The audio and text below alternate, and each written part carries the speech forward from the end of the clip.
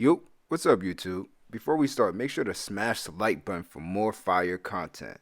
If you haven't subscribed yet, make sure to subscribe and hit that notification bell. For all the newcomers, welcome to Team Eyeland. If you haven't yet, be sure to follow Team Eyeland on the IG page. There's a lot of great content on that page and I'm always active, so if you have any questions, be sure to DM me. We got another great one for y'all, so be sure to drop a like, make sure to like, share, and subscribe, and remember our next giveaway is at 5K subscribers. So keep sharing, keep posting, keep doing all that stuff. Make sure everybody know that Team Eyeland is where it's at. Let's get right into this video. So today I'll be going over how to play cover 3 for both high safety and low safety / nickel. Biggest thing in this coverage is to listen for all communication calls and making sure you understand and know where all your help is. So for low safety / nickel, you're always going to go to the passing strength of the formation. You always want to line up outside leverage with number 2 receiver. You want to be about 4 to 5 yards deep. Biggest thing is you sitting. You don't want to get depth, you want to get collision with number 2. Remember, you're playing curl to flats. So you make sure you get collision with number 2, get hands on him, right? And you want to listen for all communication calls. So if a hitch, if number 1 runs a hitch, the corner should yell smash call. Make sure you sprint underneath the hitch to make that for that smash call, right? Now if you don't hear the smash call, you get hands on him and you let go of the receiver, but you still riding him, pause, and running underneath him, right? You don't want to be over top. You want to be underneath him, reading the quarterback. The reason why we're underneath is because we want to force a high ball to give time for the safety to make the play. If you can make the play, slip underneath and pick it. Now if you riding him, pause, and you're running with him, and you hear in and in, now you let go of number 2 and you look for number 1 for him to come back inside so you can be underneath it to make the play.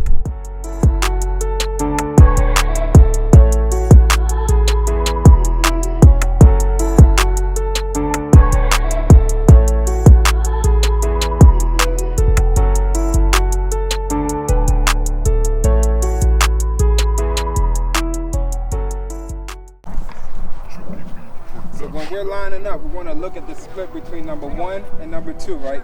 So if it's a wide split, most likely number 2 is going to run some type of outbreaking route. Now, if number 2 is on the ball, right, and number 1 is off the ball, alert smash to the corner, right? So that means number 1 is most likely going to run a hitch, and number 2 is going to run a corner route or the deepest route between the 2, right? So alert that call, make sure we get hands on, and make sure we listen for all communication calls for the smash call, just in case it happens.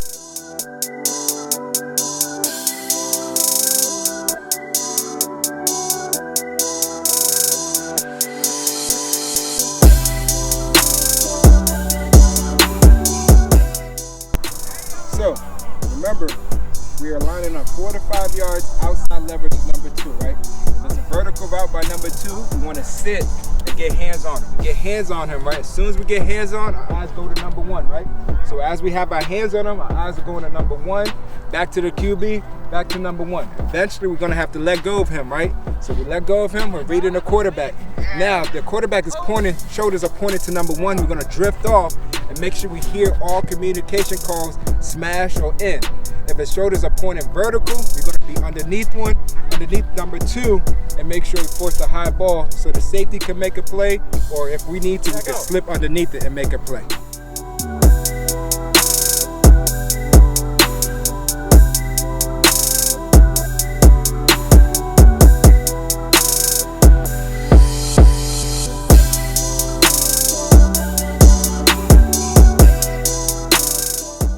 So now we're reading number 2, right? Curl to flats, remember that, right? So we're reading number 2, he runs an arrow or a bubble. We're not going to break on it right away, right? We're just going to shuffle across, because if something comes in front of us, most likely something's coming behind us, right? So we're shuffling across, getting our eyes on the quarterback, reading his shoulders. If his shoulders point down, we're going to break on this route right here, right? If his shoulders are pointed straight upfield again, we're going to sit back and hold and occupy this slant.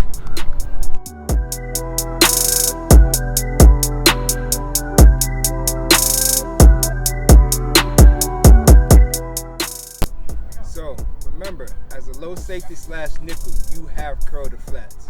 But always remember this rule. You are responsible for the wheel. So always read your keys and run with the wheel, and do not expect help from anybody.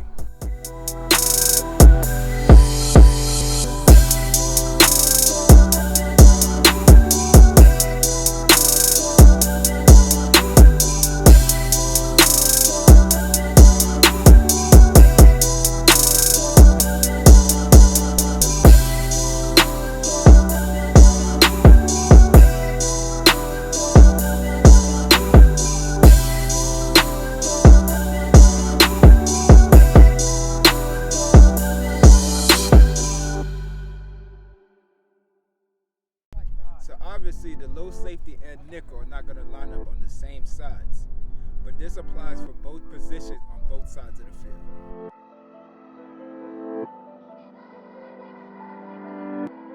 Chooky beat.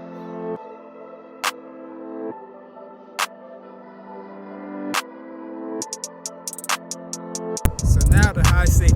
Biggest thing is getting depth so we can see the whole picture. So you want to be about 12 to 14 yards deep so we can see everything, including the two receivers. Just in case we got two receivers running verts, we're in a good position to see everything.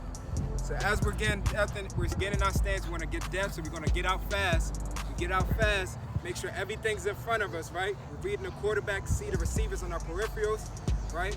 Now, we're reading the quarterback's shoulders. If it points to one way, we're going to weave. We're not going to break, we're weaving, right? Points the other way, we weave, right? Now, if we see the long arm action, that's when we're going to break towards the ball and make a play on the ball.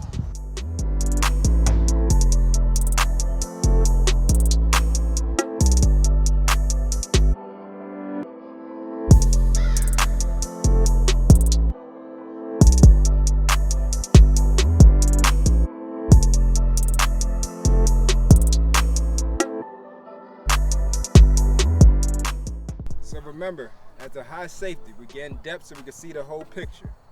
Biggest thing is, as we're getting depth, we're reading the quarterback's shoulders.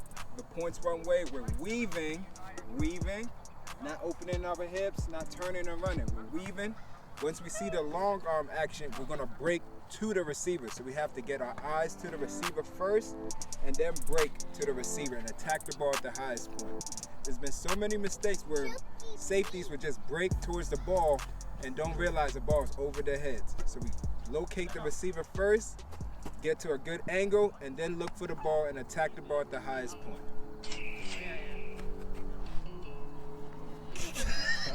So now you know how to play cover 3 as a high safety and a low safety slash nickel.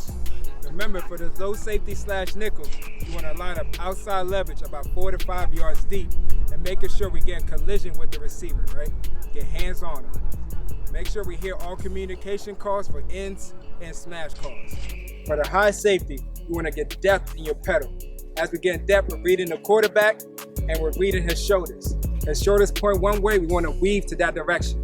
Make sure we're weaving, not opening up and turning our hips. Once we see the long arm action, that's when we break towards the receiver and attack the ball at the highest point. That's the end of the video. Appreciate you guys watching, and I'll catch you on the next one. Peace.